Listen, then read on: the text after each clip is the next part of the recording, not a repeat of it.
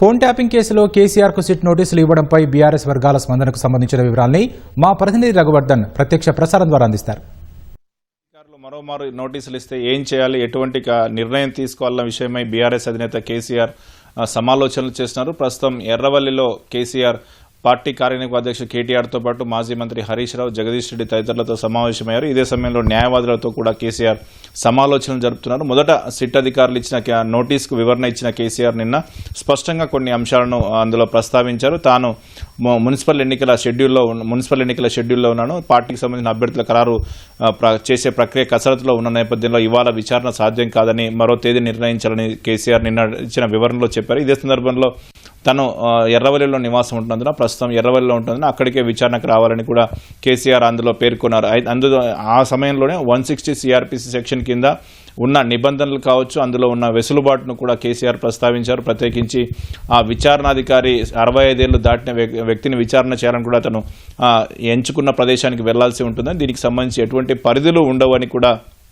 కేసీఆర్ అందులో పేర్కొన్నారు. ఆ విచారణాధికారి ఉంటున్న ప్రాంతంతో పాటు సమీప ప్రాంతంలో కూడా వెళ్లి విచారణ చేయవచ్చని కూడా 160 సిఆర్పిసి సెక్షన్ ప్రకారం ఉందని కూడా కేసీఆర్ అందులో పేర్కొన్నారు. అందుకు అనుగుణంగా మరొక తేదీ నిర్ణయించి ఎర్రవల్లిలో విచారణ చేయాలని నిన్న ఇచ్చిన ప్రత్యుత్తరంలో కేసీఆర్ పేర్కొన్నారు. ఈ నేపథ్యంలోనే సిట్ అధికారులకు సంబంధించి నిన్న సిట్ అధికారులు న్యాయ సలహా తీసుకుని తదుపరి ముందుకు వెళ్తామని నిన్న సమాచారం ఇచ్చారు. కేసీఆర్ విజ్ఞప్తిని అంగీకరించి ఇవాళ విచారణ కాకుండా మరొక తేదీ ఇస్తామని చెప్పారు.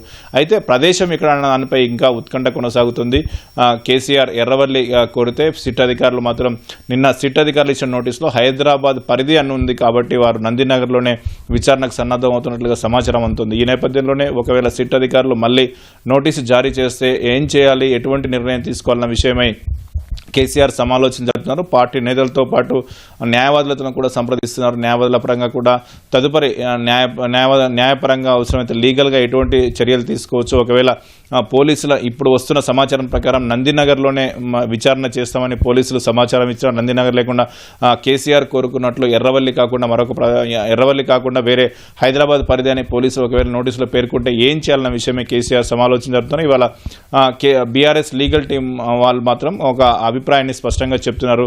65 ఏళ్లు పైబడిన వ్యక్తి కాబట్టి 160 సిఆర్పిసి సెక్షన్ ప్రకారం నోటీసులు ఇస్తున్న సందర్భంలో ఆ వ్యక్తి ఎక్కడ విచారణ కోరుకుంటే అక్కడ విచారణ చేయాల్సి ఉంటుందని కూడా ఆ సెక్షన్లో ఉందని కూడా బీఆర్ఎస్ న్యాయవాదులు చెప్తున్న పరిస్థితి కనిపిస్తుంది. మొత్తంగా చూసుకుంటే సిట్కు సంబంధించిన నోటీసులు వచ్చిన తర్వాత ఏం చేస్తే బాగుంటుంది, ఎలా ముందుకెళ్లాలన్న విషయమే కేసీఆర్ అన్ని రకాలుగా ఆలోచిస్తున్నారు, అన్ని రకాలుగా సంప్రదింపులు చేస్తున్నారు. ప్రస్తుతం రాష్ట్రంలో మున్సిపల్ ఎన్నికల ప్రక్రియ కూడా కొనసాగుతున్న నేపథ్యంలో పార్టీ నేతలందరూ కూడా పురపాలక ఎన్నికల బిజీలో ఉన్నారు. ఇవాళ నామినేషన్లకు సంబంధించిన దాఖలు గడువు ముగిసింది. రేపటి నుంచి మిగతా ప్రక్రియ పరిశీలనతో పాటు ఉపశమన గడువు కూడా ఉంది. ఈ నేపథ్యంలోనే కేసీఆర్ పార్టీ నేతలతో పాటు న్యాయవాదులతో చర్చిస్తున్నారు. అందుకు సంబంధించి న్యాయపరమైన అంశాలు ఎలా ఉన్నాయి, వెసులుబాటు ఏ మేరకు ఉంటుంది, ఎలా ముందుకెళ్లొచ్చు అన్న విషయం ఆరా తీస్తున్నారు. అటు పార్టీ నేతల నుంచి కూడా కేసీఆర్ అభిప్రాయాలు తీసుకుంటున్నారు. సిట్ నోటీసులు వచ్చాక కేసీఆర్ తన నిర్ణయాన్ని ప్రకటించే అవకాశం ఉంది. Over to studio.